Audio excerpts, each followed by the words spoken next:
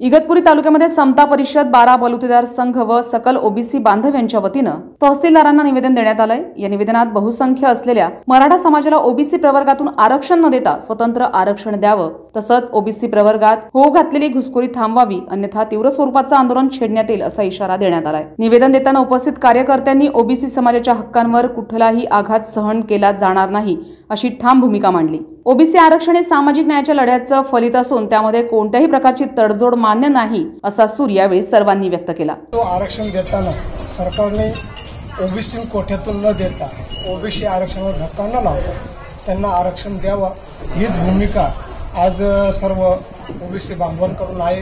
याच्या आधी पण होती। हे असंच मी या आज जे काही इगतपुरी तहसीलला निवेदन देण्यात आलं त्याबद्दल तहसीलदार साहेबांना सुद्धा हेच आम्ही सांगितलं की मराठा समाजाला आरक्षण देताना स्वतंत्र आरक्षण द्यावं, ओबीसी आरक्षणाला कुठेही धक्का लागू नये हीच आमची विनंती। त्याबद्दल आज आम्ही इगतपुरी तहसीलला निवेदन दिलेलं आहे।